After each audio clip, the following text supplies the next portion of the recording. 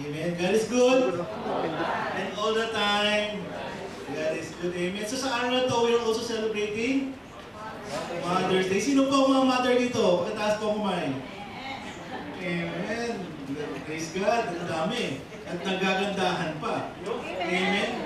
Sino na lang po ang nandito na ngayon na meron po, andito po yung nanay nila? Pakitaas po ang kamay. Wala po kumakita. Parang naiiyak rin sa nanay nila. Amen. Praise God. Amen. So, tanong ko lang po, when was the last time that we told our mothers that I love you?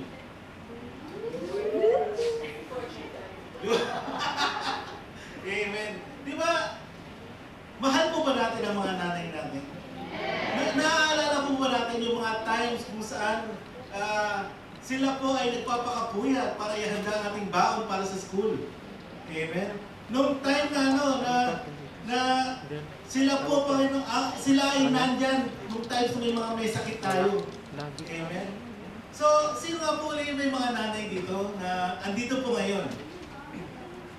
Dalawa. Amen. So, Chelsea yun. Amen. Pwede po ba natin yakapin ang nanay natin at sabihin natin, I love you. Nangyayari sa puso, hindi nangyayari sa ilong. Amen. With feelings. Amen. Sige nga po. Total, araw naman po nila ngayon. Amen. Praise God. Amen.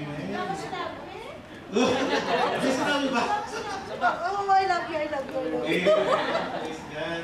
So, sabi nga po, Happy Mother's Day po sa lahat ng nanay. Kasi po kung wala po yung nanay po natin, wala po tayong lahat dito. Tama po ba? Amen. Wala na po siguro magic dito. Kami magic lang. Amen. So ako rin po, naalala ko po nung buhay pa si Mami, nung habang lumalaki kami, every time na may okasyon, lagi kami may isang pangita. Ano yung sinasabi ba? Kaya sabi ko nakakatuwa pag naalala pag graduation, pag may event sa school, di ba? Meron kami laging isang pangita, so yun po ay nami-miss ko sa kanya. Amen. Wala na po nasabi-sabi na sa pakita kayo. Amen. Praise God. So, sabi nga po, ang sabi nga po sa scripture natin na mamaya po yan, sa buhay natin po, ang Panginoon po, hindi lang po sinabi, hindi po ginawa yung mga mothers for natin. Sabi nga, itong araw ito is for to honor them, sabi nga po na. Hindi lang po dapat isang araw, kundi araw-araw po para ang Panginoon. Lagi po natin pinapasalamatan, sinasabihan ng ating mga nanay na mahal po natin sila. Because one day, magugulat na tayo, ay wala na rin po pala sila. Amen.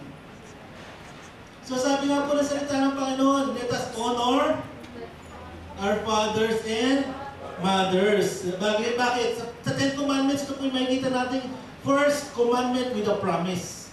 Kung gusto po natin ng maayos at mahabang buhay, ano po ang dapat natin gawin? Amen. Honor our fathers and mothers. So sabi nga po, itong Mother's Day, hindi po walang araw po ito. Kasi ito po yung commandment ng Panginoon. Na i-honor natin, mahalin natin ating mga nanay. Hindi lang mga tatay, kundi nanay at tatay, mga magulang po natin. Di po ba? Amen. At bukod po doon, ang mga nanay po natin ay kinreate to be fruitful. Di po ba? Nung panahon ni Adan at Eva, sino po nakakalala? Hindi ko po naalala, di pa ako nabubuhay nun eh. Di ba, panahon mo ni Adan at Eva, ano po sabi ng Diyos sa kanila? Be fruitful and multiply. Yun po yung sabi ng Panginoon sa Genesis 1:28. Amen. So, nung sinabi ng Panginoon ito, hindi niya po sinabi ito na bahala kayo sa buhay niyo. Sabi nga, pag ang Panginoon, pag si Father God, pag si Lord nagsabi lagi, siya na rin po nagbibigay ng paraan ng provisions for us na matupad ang mga bagay na ito. Hindi siya magbibigay na hindi natin kaya. Lahat ng bagay, binigay niya sa atin. Lahat ng commandments, binigay niya sa atin. Kasi ito po yung mga, kumbaga, ang mga bagay nito is kaya natin gawin.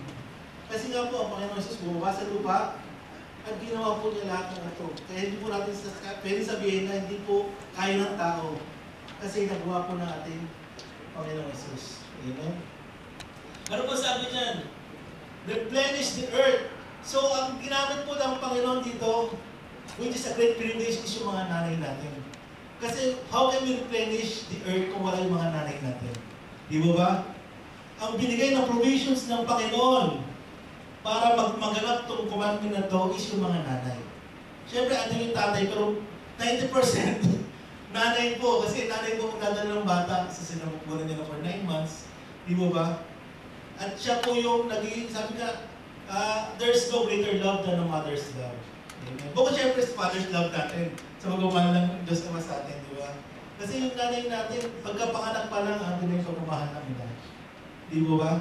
At dyan sa pagmamahal na yan, sa pag-aaruga po sa atin ng mga magulang natin, dyan po tayo nahuhubog, dyan po tayo lumalaki. At habang nahuhubog po tayo, at dito na po natin, unti-unti, makukuha po natin yung mga kaalaman, yung mga bagay, kung paano po natin maggagampanan ang pinapagawa sa atin ng ating Diyos. Amen? Because kung hindi po tayo palalaki ng maayos, tingin niyo po ba, magagampanan po natin ang mga bagay na ito without the grace of God? Hindi po. Amen. Narayan po ba kayo? Amen. Praise God. Amen. So, talaga po, ang Panginoon is napakabuti po niya. Put po dyan, ano po sinabi niyan? And subdue it. Hindi lang po, sige po, punuin niyo yung buong mundo. Ang sabi niyo, and subdue it. Ibig sabihin po, tayo po ang mamumuno sa lahat ng bagay sa mundong ito. Diba? Sabi niya dyan, and have dominion over the fish of the sea, over the fowl of the air, and over every living thing that moveth around the earth. So, binigay ng Panginoon ang authority sa tao to rule over these things. Di po ba?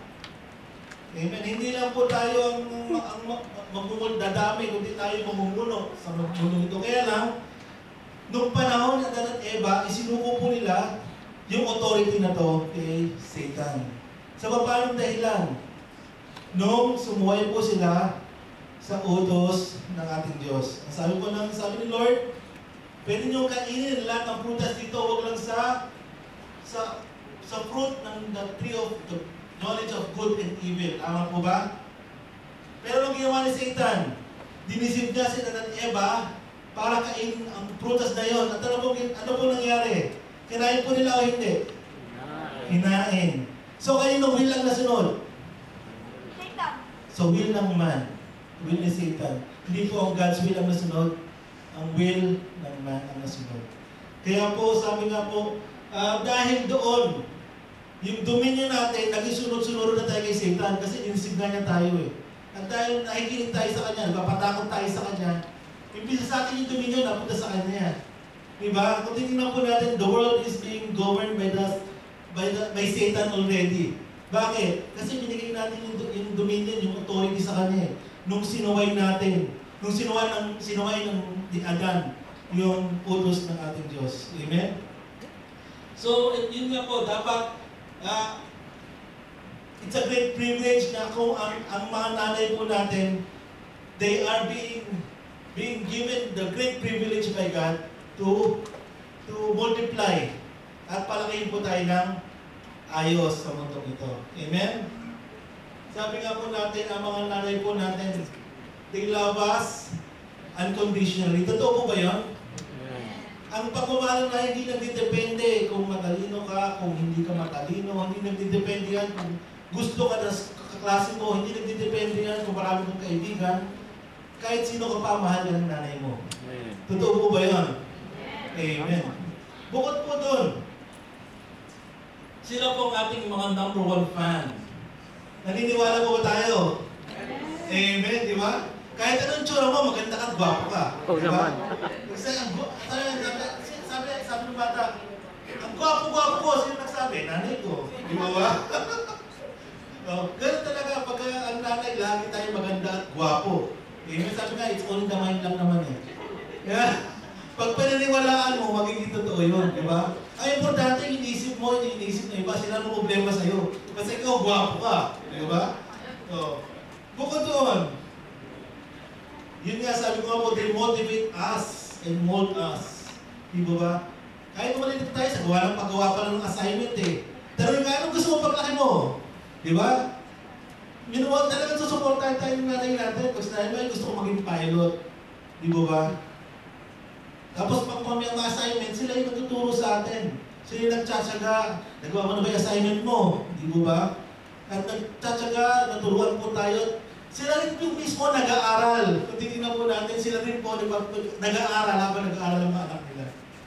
Kasi sabi nga, yung lessons, lalo na pag malaki yung gap, yung mga lessons noon, mga lessons ngayon, may magbabago na rin kahit papano. So, as a parent, talagang makikita mo yung sa nanay, yung nagtatrabaho ka sa office, tapos may trabaho ka sa bahay, tapos mag-aaral ka pa, magtuturo ka pa, talagang hindi mo madali ang pagiging ina. Amen? Praise God! Parang nakaka-relate si Sister Sissy, Amen. Ano ba po? They hear us. Narinig po nila tayo, di ba ba? Lalo sa mga pag may mga problema tayo sa mga boy, sa mga crush natin, sa feeling natin, sa nanay natin sinasabi, sa tatay, minsan. Pero madalas sa nanay. Di ba ba? Kasi narinig nila sa'yo, kung sinabi sa tatay na walang TV, oo lang yun. Hindi ka lang marinig. Di ba? Yung mga nanay talaga, nakikinig sila sa mga anak nila eh. Pag tinanong mo yung nanay, alam ng nanay ang nangyayari sa anak niya. Most of the time. Amen? Kasi open po yung mga anak usually sa nanay. Amen? Bukod po doon, relasyon nila sa atin talaga na maganda ka talaga eh, gwapo ka talaga eh. Matalino ka. Parang yun ba yung sa story ng bata na sinabihan siya ng teacher niya na, ay kumbaga yung sinulatan sila ng teacher na ano talaga siya, mahina siya, di ba? Yung gifted ba yun? Gifted hands. Diba? So, sinabi nung mahina siya, pero yung nanay niya, hindi inaintindi yun. Talagang ina-encourage siya ng nanay niya, i-assure siya, matalino ka, kaya mo yan. So, you can do better, di ba? Ano nangyari sa bata? Amen, naging top, bukod dati, siya pinamaba, naging top point siya sa class, di ba? Tapos naging New Year's surgeon pa siya. Di ba yun pong pinakamahirap na pag-aralan sa medicine, kaya lang, konting na nga po umabot dun eh. Kaya lang nagkulang ng push. Hindi umabot si mami. Joke lang po. Amen. So, they take care and protect us. Pag may nakakaaway tayo, ang nanay talaga ang andyan, susugod talaga. Ba't inaano mo yung anak ko? Di ba? Pag nakikita na. Di ba? Talagang puprotektahan po nila. Tapos lahat ng pangailangan natin. Amen. Sila po nag-aasikaso. Yung mga nanay po natin. Tama po ba? Amen. Amen. Praise God. Talagang mahalin po natin ang mga nanay natin. Amen. Special po talaga sila. Kumbaga, minsan overlook natin yung mga bagay nito, minsan hindi natin pinapansin. Pero, kung isipin mo, dapat talaga natin silang pasalamatan sa mga ginagawa nila mga bagay nito. Hindi dahil sa kailangan, kundi dahil mahal nila tayo, kaya nila ginagawa yung mga bagay nila. And sabi nga po natin, number one, supporter and provider. Kasi kahit minsan pati nanay nagtatrabaho they provide also talaga para sa mabigay lang yung minsan hindi nga kailangan ng anak, yung mga gusto na yung gusto maibigay. Kasi minsan yung mga anak, kung humingi, medyo Kaya yung nanay, hindi lang po yung needs ang binibigay, pati na rin yung wants. Kumbaga sa budgeting, budget nila. Pag may hindi nanay, naisisingit sa budget yun eh. Di ba? Gagawa lang para ng nanay para maisingit yung gusto ng anak. Amen? So yan po ang nanay sa buhay ng mga anak. At bukod po doon, isa po yung encourager and teachers. Sabi nga, tinuturuan po nila tayo eh. Kung naalala nyo po doon, ewan ko, inabot nyo ito, mga time nung mga nanay, mga magulang natin noon, kung ano yung mga naituro nila sa atin, sabi nga, why nanay is the best teacher? Amen. Number one, tinuruan nila tayo ng hypnotism. Amen. Ano po sabi? Backwards di ba? Hindi na gusto. Hindi ba inabot yan? Amen. Hindi na. Hindi na gusto. Pero, yan yung mga dati, di ba? Yung mga naalala sa mga nanay natin, matulong sa atin. Makuha sa tingin, alam mo na yun. Tatahimik ka na. Kasi, pag hindi ka tumahimik, mamimili ka lang. Sinturon, walis tambo, mamatay ng langaw, Yan ang mga pagbibilihan ko noon eh. Bukod po to, tinuro po nila tayo sa kasam. Ano yun? Sabi niya, ano? Bakit di ka makasagot? Bakit di ka makasagot? Pag tumagot ka naman, aba, natututo ka na sumagot ha? Pero mga training gagawin mo eh. Di ba ba? Ganyan din po yung, sa mga bata ngayon ha, ito may mali niya ng mga nanay dati. Amen. Para at least idea kayo kung paano po yung mga parang ano na, reminiscing lang yung mga nanay po natin, mga nanay po. Anatomy. Pag may pinapahanap sa atin, hindi natin makita. Ano sabi? Mata kinagamit sa paghahanap, hindi bibig. Di ba? Minsan kasi nasa harapan na, hindi ko makita. Amen. Amen? Bukod po doon, geography. Papunta ka pa lang, pabalik na ako. Di ba? Pag nagpapaluso tayo, ganyan eh. Di ba? Nagdadahilan ka pa, pupunta alam ko na yan, pero daanan namin yan. Di ba? Ano ba po? Sports! Tumakbo ka na! Pag naabutin ka na, malilintig ka. Kapag matitigas po ulo natin. Pag matitigas ito yung ulo natin, tatakasan mo paano pag tinatawag ka dito. Gano'n tatakbo ka pa. Sige, tumakbo ka. Pag inabutan ka na, malilintig ka sa ano. At logic, di ba? Pag may nawala, sige, pag di mo nakita, makikita mo. Hirap yun. Diba, logic talaga eh. Pag-iisipan mo, sabi mo na, pag di mo nakita, makikita mo eh. Makikita mo rin pala, huwag mo hanapin. Diba? Ito po yung ano, kaya po talagang nakakatuwa po yung mga nanay. Hindi lang po sila mapagmahal. Minsan, comedy po sila. Amen. So sabi nga po, napakaswerte natin because we have Mother's Love. Amen. Amen. Ito po yung message natin sa araw. Na joke lang po. Ano pa lang po ito? Intro. Wala po tayo sa verse. Amen. So punta po tayo sa pag-aaral po natin sa araw nito. Pero bago po yan, bigyan nga po natin malapakas na palapak ang Panginoon sa buhay natin. So ulit po, Happy Mother's Day sa ating mga nanay na narito po ngayon.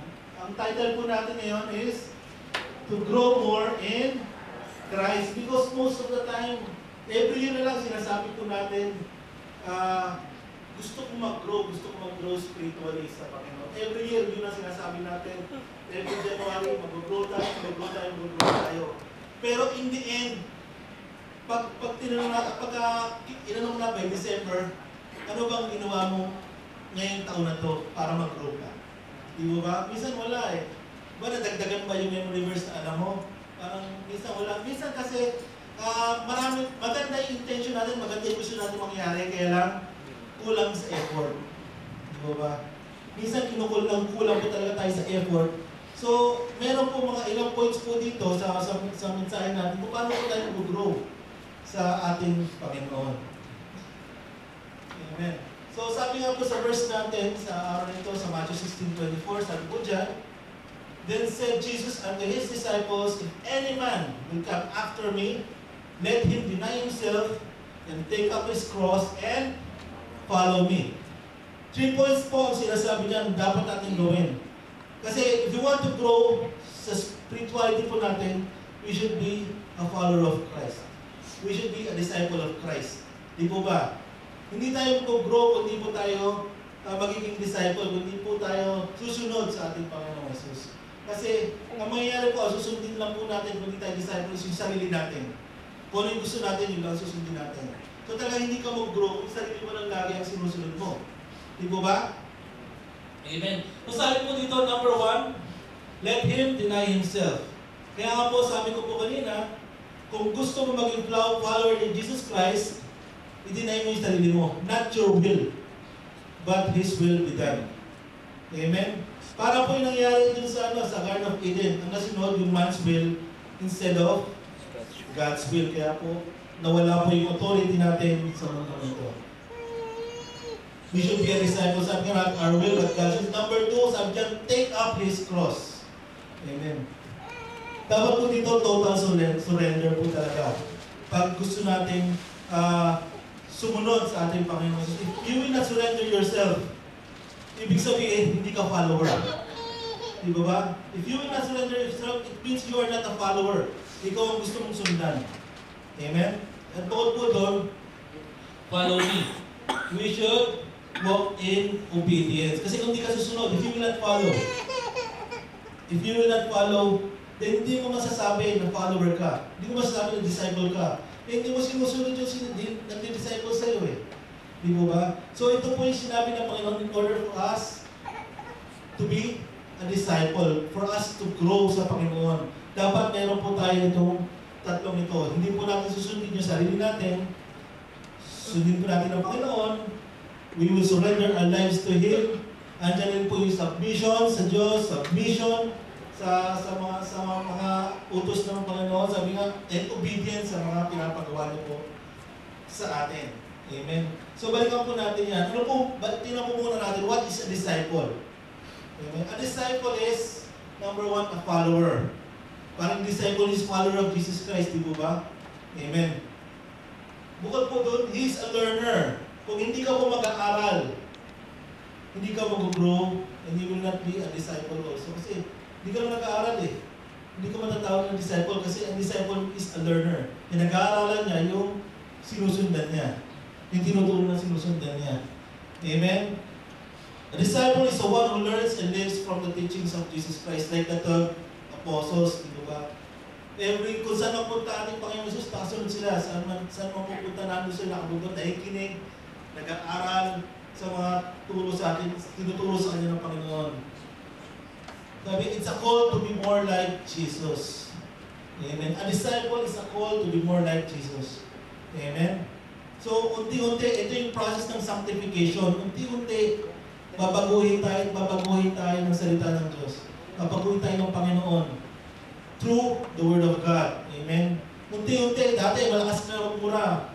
Unti-unti, mawawala po yun hanggang ma-realize mo. Pag nagsasalita ka ng bad words, meron ka ng conviction sa puso mo. Unti-unti, babago sabi ka, hindi yan instant magic. Bagong tao ka na, hindi. Unti-unti po yung pagbabagong gagawin sa atin ng Panginoon. It's a call to submit ourselves to the Lordship of Jesus Christ. Sabi nga po, hindi lang po surrender, we should submit sa Lordship ng ating Panginoon Jesus. Otherwise, sabi nga hindi tayo matatawag na disciple. And syempre, being obedient, dapat sumusunod po tayo. Yan po yung meaning ng disciple. So if to be able to grow spiritually, we should be a disciple. And to be a disciple, kailangan po natin yung mga bagay na ito. Kailangan po natin sundin ang sinasabi ng Diyos. Kailangan po natin maging magpakumbaba. Kailangan po natin maging empty. Kasi kung puno ka na ng kalaman, paano papapasok? Sabi mo, alam ko na yan. Until you realize you empty yourself, you will not be filled by the Holy Spirit. Kasi kung questionin yung mga bagay na yun, ayaw nang tanggapin ang isipan mo. Because you're depending on your mind. But sabi nga na pala, you should depend on your heart. Because nasa puso mo is ang ating Panginoon Jesus. Amen? So, be a disciple, sabi nga po, 3 things ang pinagagawa po natin. Discuss po natin isa-isa yung 3 things na to. Sabi nga, let him deny himself. Amen. So sabi nga, sa number 1, sabi po sa Luke chapter 22 verse 42, pakibasa na po. Saying, Father, I am willing to remove this cup from me. Nevertheless, not my will.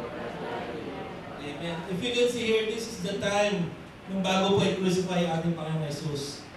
Siya mismo, nag-submit po siya sa will ng Diyos Ama. Amen. Nag-submit po siya, sabi niya, let not my will. He denied himself, but your will be done. Diba? Ito po yung pagkakaiba ni Adan at ni Jesus Christ.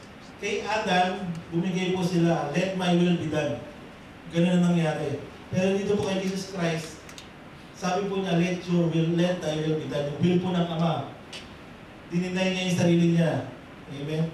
So dito natin makikita yung by example niya, pinakita sa atin how to deny yourself. Amen? Sabi nga, not our will, but God's will. So, lagi po natin, kahit sa buhay po natin, dapat po, dinidinay po natin yung will ng sarili natin. Kasi kadalasan po ang nangyayari, there's a choice. It's a choice po talaga. Magpa-Bible study ba ako? So, do Tuesday. Di ba? Parang gano'n yung choices ko eh. kung gawain ng Panginoon o hindi gawain ng Panginoon. Di ba ba? You have always a choice. Yung gusto mo, dapat hindi yun ang nasusunod eh. Yung gusto ni Lord dapat ang masunod. Di ba ba? Pero sabi nga sa mundong ito, unti-unti, binabago pa naman tayo. Amen.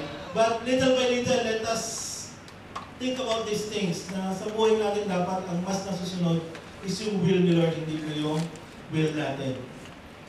Sabi nga, submission to the will of the Father. Kasi kung di po tayo magsasubmit, amen, tanging sarili natin ang susundin natin. Diba? Until unless we submit our will to the God's will, to our Father's will. And until unless na alamin natin kung ano po talaga ang will ng Panginoon. Paano? As a Bible po lahat ng yun. If we will meditate, if we will read His Word, if we will just give time sa pag-aaral ng salita ng Panginoon, malalaman po natin ano po yung will ng Diyos na para sa atin. Which is for us to be with Him in heaven. Na makasama po niya tayong lahat. Kaya nga po, pinadala niya kanyang bugtong ng anak eh. Para ma-redeem tayo sa ating mga pagkakasala at makasama po niya tayo sa everlasting life in heaven. Amen? Amen. Amen. So, how can you follow Jesus if you are following ourselves? Ito pa po yung tanong ko sa inyo kanina. Paano masusunod ang will ng Panginoon? Kung ang sinusunod mo is yung sarili mo. Sabi nga po natin, it's a choice. Pero ang ating Panginoon Jesus, ano bang ginawa niya? Diba? Para masunod ng mga bagay na ito. How did Jesus overcome this? Ang ginawa po niya, constant prayer and communication with God. Amen? Nung nasa Garden of Gethsemane, sabi niya sa mga apostles, huwag kayo matulog, pagtingin niyo, at mag-pray siya sa Diyos Ama. Maraming instances sa Bible na pupunta siya sa mga bundok para mag-pray, overnight yun, umaga, nag-pray siya, to overcome all of these things. Kasi na pag wala po ang banal na Spirit sa atin, pag wala po ang Diyos sa atin, hindi po natin kayang gawin. Kahit anong gawin mo, hindi mo gagawa. Sa kakain natin, hindi po natin kaya. But by the grace of God, magagawa po natin ang lahat. Ito po yung pinakita niya sa atin. Constant prayer and communication with God. Kaya nga niya overcome yung testing ni Satan sa kanya, di ba? Yung dinala siya sa wilderness. Di ba? Tinest siya ng Satan doon, pero overcome niya. Bakit? Because alam niya, he has a constant communication with God talaga. Diba? Diyos siya, nagkatawang tao, bumaba sa lupa para masagip niya tayo sa ating mga pagkakasala. Amen po? So number 2, take up his cross. Mabilis lang po ito, huwag po kayong mag-alala. Huwag po kayong yung mga inaantok po kasi magugulat kayo. Pag dilan nyo, tapos na. Sino nawalan? Di ba? Yan, gawa ni Satan talaga eh. Sabi, it's all in the mind, it's a choice. Kung makikinig ka sa kaya, sige, pigit mo yung mata mo. Ikaw naman, pipigit ka naman. Eh, mag-isip lang ako, so mamaya umihilig ka na. So, sabi nga, it's a choice. Nasa sa inyo po yan. Kasi mabilis lang po ito. Amen. Praise God. So, sabi po sa Luke chapter 9, verse 24-25, pakibasa nga po, 1, 2, 3.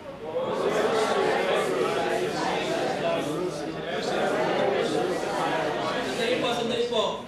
1, 2, 3.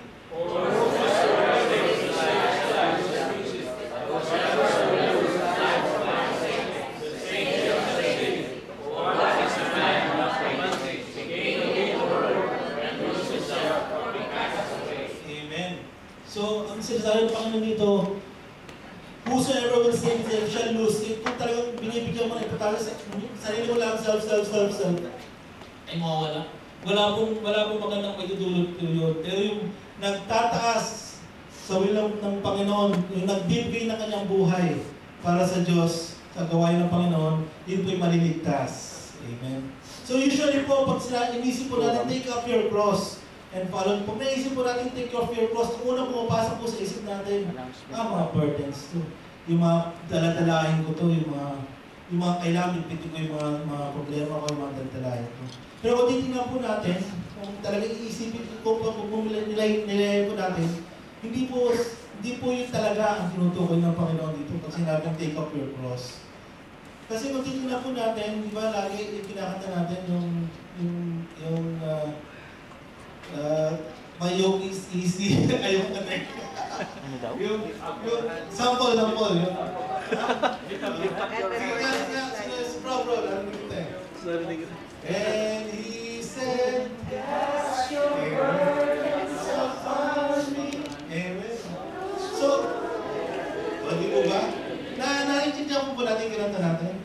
sinasabi ng Panginoon dito, amen? So, and He said, cast your burdens upon me. Kung sinabi niya, cast your burdens upon me, hindi niya sinabing bitbitin mo. Ang sabi niya, ibigay mo sa akin. So, ang sinasabi ko ng take up your cross, kasi kung titignan po natin, nung time na yan, yung mga pinapako po sa cross, sila rin po yung dadala ng cross na gagamitin para sila kung saan sila ipapako. Amen. So, nung sinulat po yan, yung ibig sabihin po noon, yung time na yan, if God said, take up your cross, pag dinala po natin yung cross, ibig sabihin, willing tayo mamatay. Kasi, nung dinadala po nila yung cross nila, yung pagdadala nila yung cross, that is the sign of mamatay na po sila. They will die sa cross na yun. Kumbaga, taking up our cross means dying to ourselves. Taking up our cross means kahit mamatay ka, susundin mo ang Panginoon. Even at the cost of death. Amen. You will follow Him. Amen. Yun po yung ibig sabihin ng take up your cross. Bitin po natin. Kumbaga, kung nung time na yun, pag pinitbit mo na yung cross na yun, alam mo na mamamatay ka. Because that is, yun yung mga ginagawa nung, yung namamatay sila ng bibitbit ng cross nila. So sinasabi ito ng Panginoon, kung handa ang mamatay para sa akin, then you will be my disciple. Sinasabi nung tinanggap natin siya, we died to sin. Diba? Nung tinanggap po natin ang Panginoon, nung nabaptize po tayo, di ba? Pinorsake na natin yung mga kasalanan eh. Diba? God, nung namatay ang Panginoong Jesucristo sa krus, tinubos niya na yung kasalanan ng bawat isa. Amen? Amen po ba? Amen. So ito po yung sinasabi, na nung tinanggap po natin, kung talagang gusto po natin siyang tanggapin, kailangan po tayo mamatay sa sarili natin. Mawala na yung self-will na yan. God's will. Tapos unti-unti magagawin po natin. Punya tayo. Kaya po, ang ganda po ng verse na ito kasi kung yung mga naging mali nung mga unang panahon, naging mali ni Adan. Amen? Dito po sa verse ito, sinabi na kagad ng Panginoon yung mga dapat natin gawin para huwag nang maulit yung pagsuway natin sa ating Diyos Ama. Di ba? Sabi niya, deny yourself. Kasi pag, alam niya, pag dinay mo yung sarili mo, ang susunod mo is yung will niya. Hindi ka tulad ni Adan, hindi niya dinay yung sarili niya, hindi niya dinay, nagturuan pa nga sila noong time na yun, hindi ako yung babae. Ano ba, hindi ako yung ahas. Di ba? Dapat, sabi nga, alam na po yung nangyari nung paraw na magulit, sinabi po niya sa kanya sa to be my disciple, you should deny yourself. Amen. And ito nga po, we should take up our cross. Huwag po tayo matakot kung ano man po yung mga nakaharang dyan. Kaya po narami po tayong missionaries na talagang sila po ay walang takot na pupunta sa mga malabulubog-lubog lugar para maghayag ng salita ng Panginoon. Yan po yung sinasabi, to be my disciple, kailangan maging ganun po tayo. Although, sabi nga po, there are different gifts. May iba po tayong gifts. Sa Panginoon, meron pong teaching ang gift, meron pong sa praise and worship ang gift. Amen. Meron po sa pag-aasikaso sa mga brethrens. Amen. So marami pong gifts. Although, sabi nga, hindi po tayo lahat pwede maging ulo. Hindi po tayo lahat pwede maging kamay. Kaya, kung saan po yung gift na pinagkalo po sa atin ng Panginoon, gamitin po natin for the furtherance of His kingdom. Amen po ba? Amen. Amen. So ito po yung sinasabi po natin dapat, your total surrender. Huwag ka pong matakot sa mga ginagawa, sa mga nangyayari sa mundo ito. Sabi nga, sa paglakad, sa godly manner, sabi nga hindi po magiging bed and roses. Sinabi naman po yan sa Biblia, there will be trials. At sa trials na ito, dito po tayo mahuhubog. Dito po tayo lang papalakasan, dito po natin ma-overcome ang lahat ng bagay. Dito po glorify ang ating Diyos na sa mga pagsubok na ito, may miracle na gagawin ng Panginoon kung saan siya po may tataas, makikita po ang kapangyarihan ng ating Diyos sa mga miracle na ito, and you will be the living testimony na buhay po talaga ang ating Diyos. Amen? Sunod po, amen. Point 3 na po, sabi siya, mabilis to. Amen, yung mga natutulog dyan. Amen. Gising. Follow me. Sabi po sa Luke chapter 9 verse 27, pakibasa po, 1 to 3.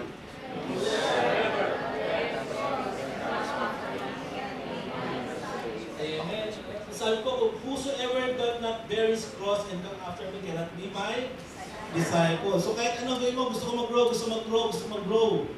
Eh kung ayaw mo naman sundin yung salita ng Panginoon, you will never grow kahit ano pang sabihin mo. Kung hindi ka kikilos, if you will not give effort, if you will not lift yourself, surrender yourself up to the Lord, wala pong mangyayari. Amen? Verse 23 po, ano po sabi sa Jeremiah chapter 7?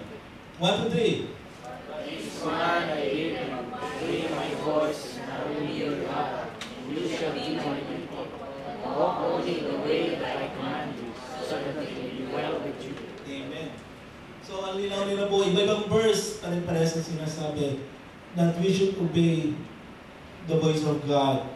Amen. And sabi nga, magiging people, if we are the people of God, we will be protected. If we are the people of God, we will be provided. If we are the people of God, sabi nga, we will have the authority. Parang sa bansang ito, di ba? Yung mga police, sa mga traffic police, di ba? They have the, bakit po natin sinusunod pag binibigyan tayo ng fine at tayo babayan? Because they have the authority of the Dubai government. Di ba? Pag andun yung authority of Dubai government, alam mo na pag may tinikitan sila, wala ka na magagawa doon, magbabayad ka na lang. Susunod ka na lang, di ba? Yun po ang authority. Tayo po, we have authority from God. Kaya po ako nakakatayo dito, hindi po sa authority ko. Because of the authority of God, given to our pastor, given to our leaders, to our elders, na bigyan po nila akong authority para tumayo. Amen? So lahat po tayo, we are under the authority of our Lord Jesus Christ. We are under the authority of God.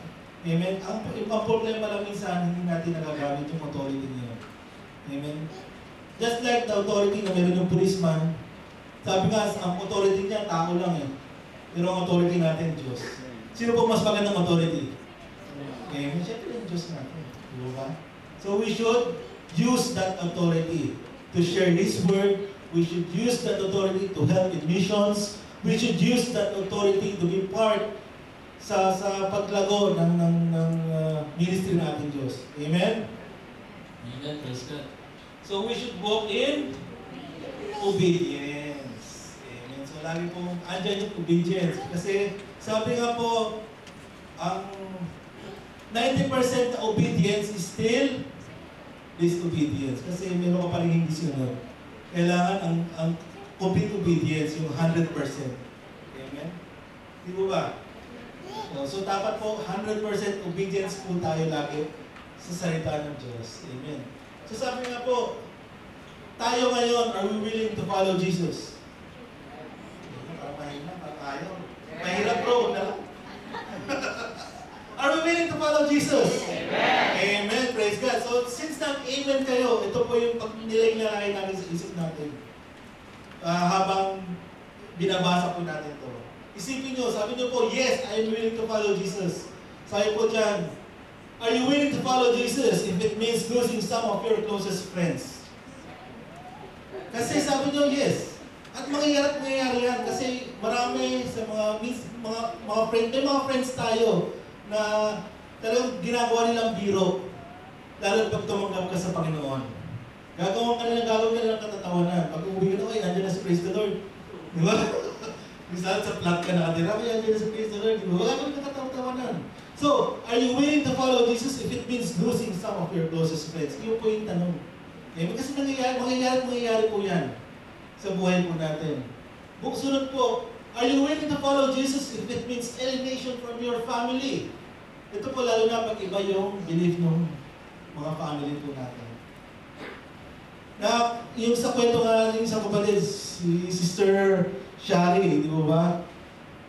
Siya lang sa kanilang buong pamilya ang naging unang Christian. Kaya yung mga magulang niya, parang hindi siya, pinagagalitan siya, huwag ka na mag-aral. Parang ganon. Pero praise God sa buhay, hindi si Shari, nagpatuloy siya. Amen. At kita mo ngayon, praise God, nasa Dubai pa. Amen. Praise God. Bless na bless at napaka-talented at napaka-gwapo ng anak. Amen. Mana. Sa tatay. Joke. Amen. Amen. So, yan po yung mga pagninilay natin na hindi po porke ayaw ng mami mo, hindi ka susunod. Dapat pakinggan po natin yung still small voice na nasa puso po natin. Pakinggan po natin, basahin po natin yung Biblia. Sabi nga, kung gusto mong makausap ang Panginoon, iniwan niyo po yung kanyang salita. Amen. Para makita po natin yung mga sagot sa mga katanungan po natin. Kasi may mga katanungan po tayo eh. Ang sagot po is nasa Bible na. Ang gagawin lang po natin is basahin natin. At pag nilay-nilayan po natin, at yun po yung magiging way for us to communicate with God. At masagot po ang ating mga katanungan. Amen. Are you willing to follow Jesus if it means the loss of your reputation? Amen. Yan po yung mga katanungan na dapat natin masagot. If the answer is yes, praise God. Amen.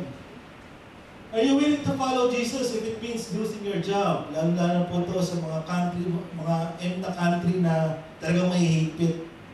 Amen. So, ano bang gagawin mo? Magjo-join ka na lang sa kanila para hindi matanggal ka, para hindi ka mawala ng trabaho at magkaroon ka pa ng pera.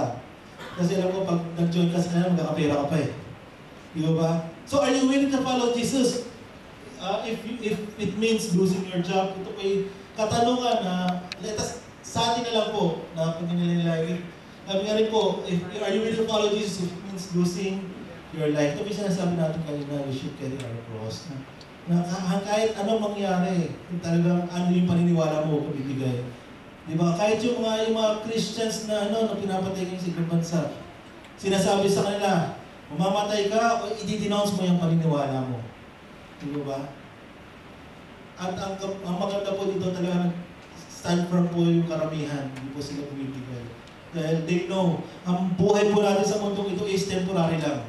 Ang talagang tirahan po natin ay sa heaven, kasama natin Diyos. Amen. Now, are we ready to follow Jesus? Amen. Amen. Para mas mahinahin kaysa kanina eh. Ulit. Now, are we ready to follow Jesus? Amen. Amen. Talagang may nabakos eh. Natakot siguro. Joke lang po. Amen. So sabi nga po, the battle is on the mind. Amen. So lagi po, sa isip po nagsisimula yan eh. Sa mind po talaga. So dapat pag may mga thoughts na alam mo hindi sa Diyos, balinin mo na kagad sa mind pa lang, bago pa maging action. Di ba? Sabi mo sa mind mo, maganda niya. Di ba mo mga maganda. Sa mind pa lang, hindi maganda yan. Alisin mo na kagad, magandang bagay ba? Alam mo hindi naman makakadot sa maganda. Alisin mo na kasi nga sabi ng kalaban, pasukan mo sa kamahina. Yun ang iaano sa isip mo eh. Di mo ba? Eh kung binata, okay lang bro. Tuloy mo lang yan. Amen. Praise God. So sabi nga, we wrestle not against flesh and blood, but against principalities, against powers, against the rulers of darkness of this world, against spiritual wickedness in high places. Amen. So kung makita po natin, ang battle po talaga is in the heavenly realms. Hindi po sa physical. Kasi ang kalaban talaga easy pag tina-target sa atin yung mind natin. Kasi kung ano yung nasa isip natin, yun yung minsan yung nasusunod eh. Di ba ba? Kadalasan pala. Sabi dyan sa 2 Corinthians 10:3, for though we walk in the flesh, we do not war after the flesh. Talagang nasa mind po talaga, sa heavenly realms ang labanan, sa isip po natin. Diyan po tayo tinitira ng kalaban sa isip. Amen. So we should guard our minds. Sabi po sa Philippians chapter 4, verse 6 to 9. Pakibasa po. 1 to 3. Do not worry about anything, but everything by prayer and supplication with thanksgiving. Let your requests be made known to God. Peace of God, which passes all understanding, and guard your hearts and minds. Amen. So sa verse 6 to 7, ang sinasabi po niyan, we should guard our mind na huwag tayong mag-worry. Do not worry. Sabi niya dyan, kasi pag nag-worry ka, diyan ka nasisimulang bombarding ng kalaban. Nasabihin sa'yo, wala kang magagawa dyan, sumuko ka na, hindi mo kaya yan. Isa ka na lang, kasi ikaw naman, nag-worry ka naman, hindi ka makatulog. Amen. Pag hindi ka ba makatulog, masusolve yung problem mo. Hindi ka mo kay Lord.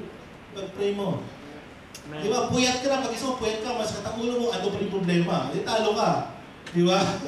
So sabi nga, do not worry, huwag mong problemahin yun, si Lord ang kikilos para sa'yo. And sabi nga po dito, and the peace of God which surpasses all understanding, huwag mong piliting alamin, kumbaga, huwag mong piliting intindihin lahat ng bagay na ginagawa ng Panginoon. Dahil sabi nga, His thoughts are greater than our thoughts. Minsan pinipilit natin intindihin, pinapasok natin sa logic natin. Sabi nga, ang isip ng Panginoon, ang ginagawa niya, hindi po natin kahit arukin. Amen? So, para huwag ka na problema, hindi ka na sumakit ang ulo mo, yung peace ng Diyos ang kawalin mo. Amen? The peace of God which surpasses all understanding. Amen? So, yun naman, will guard your hearts and our minds in Christ Jesus. So, yun ang mag-guard sa isip at sa puso po natin. Amen? Through Christ Jesus. We should guard our mind sa pamamagitan mo pag-worry. Amen? Next po, up to 9 po yun, di ba? Sabi po sa 8 to 9, finally, beloved, whatever is true, whatever is honorable, whatever is just, whatever is pure, whatever is pleasing, whatever is commendable, if there is any excellence, if there is anything worth of praise, think about these things.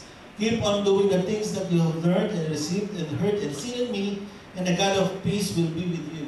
Amen. Sabi po dyan, think positive and obey.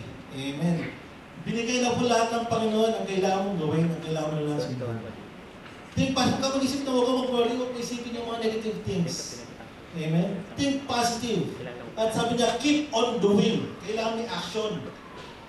If you obey, it means you should, sabi niya ito, keep on doing the things that you have learned and received and heard and seen in me, and the God of peace will be with you. Kaya po, sabi ko po, importante po na alamin po natin yung salita ng Panginoon sa Biblia. Dahil yun po ang magbibigay po sa atin ng kapayapaan. Hindi po tayo magkakaroon ng maraming wrinkles. Amen? Amen.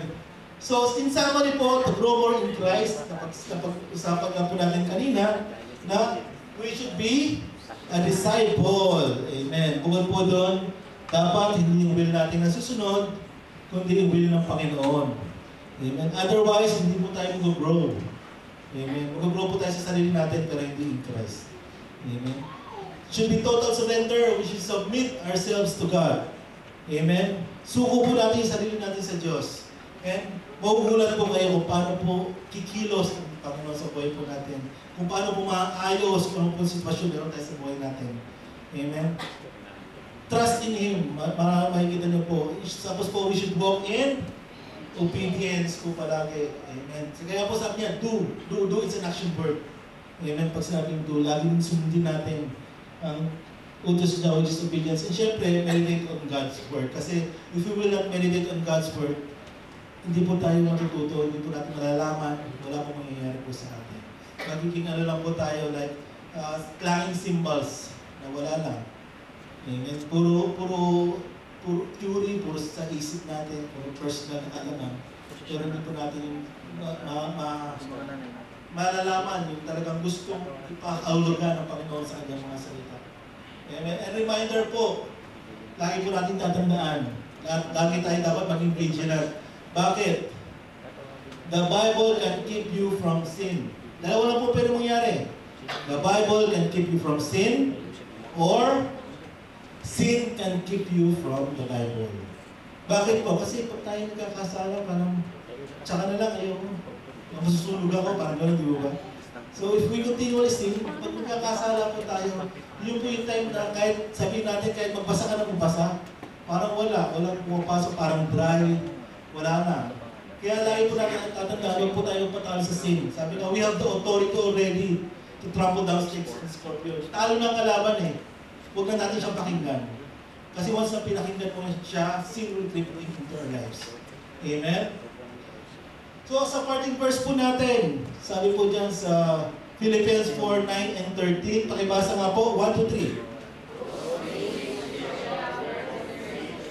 Heard and seen in me, do, and the God of peace shall be with you. And I can do all things through Christ which strengtheneth me. So kita po natin sa verse 9, kung ano po yung nakita natin, natanggap natin, na naramdaman po natin, gawin natin, do. At the God of peace shall be with you. At kung titignan po natin, hindi po natin pwedeng sabihin mahirap. Sabi po niya sa verse 13, I can do all things through Christ who strengthens me. Wala pong imposible sa Lord. Kung sa atin imposible sa Diyos po, wala pong imposible. Amen? Amen. So magandang gabi po sa ating lahat. Tayo po tumayo para sa ating